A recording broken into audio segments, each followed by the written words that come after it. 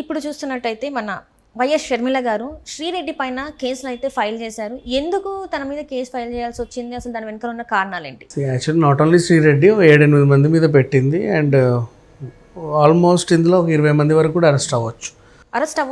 ఇక్కడే మన హైదరాబాద్లోనే పెట్టింది కేసు సైబర్ క్రైమ్లో. రీజన్ ఏంటి అంటే ఇప్పుడు ఫర్ ఎగ్జాంపుల్ నువ్వు రాజకీయాల్లో ఉన్నావు, నీదొక పార్టీ, అవతల పార్టీ పైన నువ్వు పోరాడుతున్నావు. సో అతను చేసే మంచి చెడులు ఏమైనా ఉంటే వాటి గురించి మాట్లాడాలి. మంచి గురించి మీరు ఎలాగో మాట్లాడరు కాబట్టి వాళ్ళు ఏం చేసినా మీకు అది చెడగా కనిపిస్తుంది కాబట్టి చెడగానే మాట్లాడండి. నువ్వు చేసింది తప్పు, అలా చేయకూడదు, ఈ పథకం వేస్ట్, నువ్వు నడవడం వేస్ట్, అక్కడికి వెళ్ళడం వేస్ట్, ఆ శంకుస్థాపన వేస్ట్, నువ్వు అది పట్టించుకోవట్లేదు, ఇది పట్టించుకోవట్లేదు, ఇది ఎప్పుడు చూస్తావు, అదెప్పుడు చూస్తావు, ఇలా ఎన్నన్నా అనొచ్చు. నెక్స్ట్ 2 అడుగులు ముందుకెళ్తే ఇది దద్దమ్మ ప్రభుత్వం, సీఎం ఒక దద్దమ్మ అండ్ వీళ్ళకి అసలు సిగ్గు లేదు, ఎగ్గు లేదు, ఇలా ఇలా ఇలా కూడా తిడుతూ ఉన్నారు. పర్వాలేదు, రాజకీయాల్లో ఇవాళ రేపు వాళ్ళకి అలవాటు అయిపోయింది, వీళ్ళకి అలవాటు అయిపోయి, అనే వాళ్ళకి వినే వాళ్ళకి అందరికీ అలవాటు అయిపోయింది, చూసే వాళ్ళకి కూడా తెలిసిపోయింది, అలవాటు అయిపోయింది. అంతవరకు ఓకే. ఇంకో 2 అడుగులు ముందుకేసి ఏం చేస్తానంటే దిష్టి బొమ్మలు దగ్ధం చేయడం, దున్నపోతుకు వినతి పత్రం ఇచ్చి ఈ చూడు పట్టించుకోవట్లేదు అనడం, ఇట్లా డిఫరెంట్ టైప్స్ ఆఫ్ దాంట్లో చేస్తారు. అంతవరకు బాగానే ఉంది. ఇప్పుడు అసలు విషయానికి వస్తే language, the way of speaking, personal attacking, personality మీద అటాకింగ్. అంటే నీ మొహం చూసుకున్నావా, ఎవతివే నువ్వు, ఎక్కడి నుంచి వచ్చావే నువ్వు, కొజ్జాదానా, ఇట్లాంటి భాషలు మాట్లాడుతున్నారు. ఇవాళ రేపు రాజకీయ నాయకుల పైన, రాజకీయ నాయకులు మాట్లాడినా ఏమన్నా అనుకోవచ్చు కానీ మామూలు ప్రజలు వీళ్ళకి ఏంటి సంబంధమో తెలియదు, వీళ్ళకి ఆ రాజకీయ పార్టీ గురించి ఏం తెలుసో తెలియదు, వాళ్ళ వ్యక్తిగత విషయాలు వీళ్ళకి ఏం తెలుసో తెలియదు, అసలు వాళ్ళ గురించి వాళ్ళకన్నా ఒక క్లారిటీ ఉందో లేదో తెలియదు వాళ్ళ జీవితం పైన.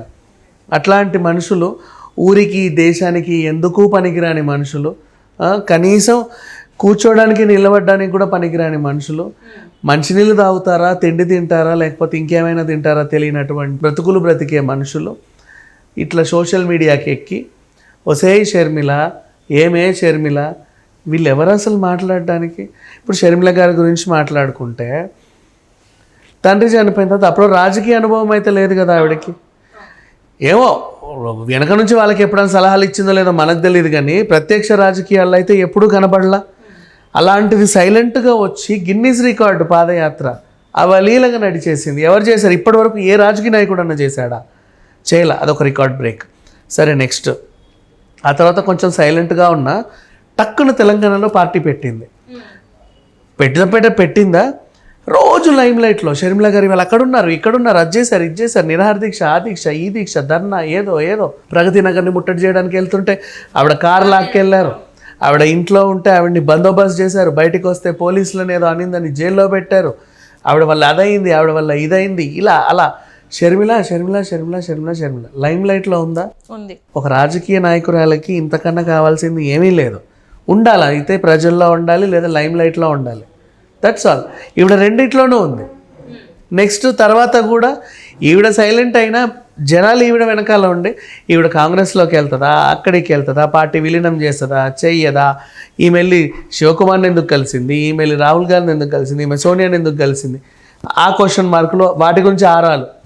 తర్వాత వచ్చింది, ఓహో ఏపీలో పార్టీలో కాంగ్రెస్ నుంచి చేరిందా, ఏపీలో పాలిటిక్స్లో పీసీసీ అధ్యక్షురాలు పదవి అంటే సీఎం పదవికి పోటీ చేస్తుందా, ఒకవేళ సీఎం అవుతుందా, అరే వీళ్ళ అన్న మీద నిలబడిందా, ఇవాళ ఏదో సభ పెట్టింది, వాళ్ళ అన్నయ్యని తిట్టింది, అరే ఎంత అవలీలగా తిట్టేస్తుంది, అన్న చెల్లెలు అయినా కూడా ఏదో ఒకటి రోజు మాట్లాడుకుంటున్నారు షర్మిల గురించి. నిన్న కూడా అరెస్ట్ అయింది, అన్న నీ అంత చూస్తా, నీ సంగతి తెలుస్తా అనింది. సో ఇట్లా ఇన్ని రకాలుగా ఆమె వార్తల్లో ఉన్నప్పుడు ఈమె మీద ఫర్ ఎగ్జాంపుల్ ఆల్రెడీ రాజకీయాల్లో ఉన్నటువంటి రోజా గారు ఏదో 4 మాటలు అన్నారు. వాళ్ళకి ఓకే, వాళ్ళ అన్నదమ్ములు అన్న చెల్లెలు ఏమైనా తిట్టుకున్నా ఓకే, ఆ పార్టీ వాళ్ళు ఈమెను ఏమన్నా అన్నా, ఈమె ఆ పార్టీ వాళ్ళని ఏమన్నా అన్నా కూడా ఓకే. ఎవరికీ పనికిరాని, ఎవరికీ తెలియని ఈ మనుషులు, ఈ మధ్యలో ఉన్నటువంటి ఈ క్యాండిడేట్లు ఏదో పనున్నట్టు మధ్యలోకి వచ్చి మా జగనన్న అట్లా అంటావా వసే, మా జగనన్నని ఇట్లా అంటావా వసే, వాళ్ళిద్దరిది ఒకటే రక్తం, నువ్వు ఇక్కడ వసే అన్నావంటే జగన్ని కూడా ఒర్రయ్య అన్నట్టే. తెలియట్లా వీళ్ళకి. అర్థమవుతుంది, ఇద్దరిది ఒకటే బ్లడ్, నువ్వు ఈ రక్తాన్ని తిడుతున్నావు. అయినా అసలు వీళ్ళెవరు మాట్లాడడానికైనా, వీళ్ళెవరు తిట్టడానికైనా, అంటే రాజకీయ అనుభవం లేదు వీళ్ళకి, రాజకీయాల్లో అసలు రాజకీయం అంటే తెలియదు, వాళ్ళ పేర్లు వాళ్ళకి పలకడమే సరిగ్గా రాదు, పట్టుమని నిలబడడం రాదు, మాట్లాడడం రాదు. చెప్పాలంటే ఊరికి దేశానికి ఎందుకు పనికిరారు అట్లాంటి క్యాండిడేట్స్, దద్దమ్మలు. అసలు వీళ్ళని గురించి ఏం మాట్లాడినా తక్కువే. ఇలాంటి వాళ్ళు కూడా రాజకీయాల్లోకి వచ్చి ఏమేవు వసేవు, అసలు ఏంటది లాంగ్వేజ్? ఎంత అమర్యాదగా ప్రవర్తించడం అంటే, ఇట్లా మాట్లాడితే మనల్ని ఇంకొంతమంది సోషల్ మీడియాలో చూస్తారు, సో సోషల్ మీడియాలో మనది వీడియో ట్రెండింగ్ ఉంటుందని చెప్పేసి అనుకొని ఇట్లాంటివి చర్యలకు పాల్పడుతున్నారు అనుకోవాలా? అధికారంలో జగనన్న ప్రభుత్వం ఉంది, మేము వీళ్ళందరినీ తిట్టేసామనుకో, ఏ వసే గిరే అని తిట్టామనుకో, జగన్ ప్రభుత్వమే కాబట్టి మమ్మల్ని ఏమందు, వాళ్ళు ఎంకరేజ్ చేస్తారు భలే తిట్టామని చెప్పేసి, మమ్మల్ని ఏమనరు. మేము అధికారంలో ఉన్న ప్రభుత్వానికి అనుకూలంగా మాట్లాడుతున్నాం కాబట్టి మేము ఎంత బాగినా ఏం బాగినా వాళ్ళు మమ్మల్ని ఏమనరు. ఒకవేళ వాళ్ళు మమ్మల్ని ఏమన్నా అన్నారనుకో, లైక్ మేము ఇంకా రెచ్చిపోయి ఇటేమని అంటామే, అవే బూతులు మేము వీళ్ళని తిడతామేమని వాళ్ళు ఇంకా భయపడతారు. ఓకే, అమ్మో దాని నోట్లో నోరు పెట్టడం ఎందుకు అని. అర్థమైందా? సో వీళ్ళకి ఆల్రెడీ తెలుసు మా లాంగ్వేజ్ కాబట్టి ఇట్లా ఉంటారు, వాళ్ళకి ఏం తెలియదు కాబట్టి అలా ఉంటారు. బట్ ఇట్స్ ఓకే, అధికారంలో ప్రభుత్వం ఉంది, ఈమె తరఫున వీళ్ళందరినీ తిట్టేద్దాం. ఆడదని చూడకుండా అండ్ నెక్స్ట్ ఒక ముఖ్యమంత్రి కూతురని చూడకుండా, ఒక ముఖ్యమంత్రి చెల్లెలని చూడకుండా, కేంద్రంలో ఉన్నటువంటి ఒక పార్టీలో ఒక రాష్ట్రానికి ప్రతినిధిగా అధ్యక్షురాలుగా వ్యవహరిస్తుందని కూడా తెలియకుండా విచ్చలవిడిగా మాట్లాడేసరికి ఇక అసలు వీళ్ళ గురించి కేసులు పెట్టారు. కానీ ఇంకా చెప్పాలి అంటే దీన్ని ఏమంటారు,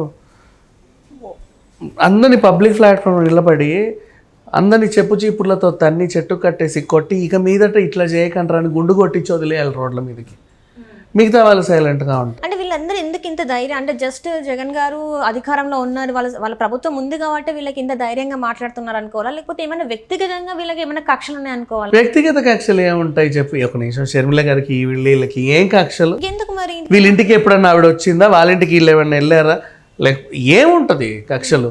పోనీ వీళ్ళని ఆవిడ ఏమన్నా నిందా, రౌడీలను పెట్టి ఏమన్నా కొట్టించిందా, వీళ్ళ ఇల్లు బీకించిందా, వీళ్ళ ల్యాండ్ లాక్కుందా? సంబంధమే లేదు కదా. వీళ్ళెందుకు తిట్టాలి షర్మిలని? వాళ్ళకి ఏం అవసరం? అంటే ఇక్కడ చూస్తున్నట్టయితే అంటే కొన్ని ఏంటంటే ఆల్రెడీ కొంతమంది మాట్లాడుతుంటే పక్క పార్టీ వాళ్ళని తిడుతుంటే వాళ్ళకి పదవులు ఇస్తారు అని చెప్పేసి ఒక ఆశ ఉంటుంది. సో ఇలాంటి ఒక ఆశతోని తన అట్లాంటి మాటలు అనే అవకాశం ఉందనుకోవాలా? ఇప్పటిదాకా తక్కువ అయ్యారని అసెంబ్లీలో బూతులు మాట్లాడే వాళ్ళు ఇంకా ఏరికోరి తెచ్చుకోవడం, ఇంకా పచ్చి బూతులు మాట్లాడే వాళ్ళని కూడా ఎతికెతికి తెచ్చుకోవడం. తక్కువ అయ్యారా? ఇప్పటికీ పర్సనల్ అటాకింగ్ చేస్తున్నారు, పర్సనాలిటీ గురించి మాట్లాడుతున్నారు, ఫ్యామిలీ మెంబర్స్ గురించి మాట్లాడుతున్నారు. వీళ్ళందరూ లేకపోయేదని ఇప్పుడు బండబూతులు మాట్లాడే వాళ్ళని కూడా తెచ్చి పెడితే కదా అసెంబ్లీయా ఇంకేమన్నా?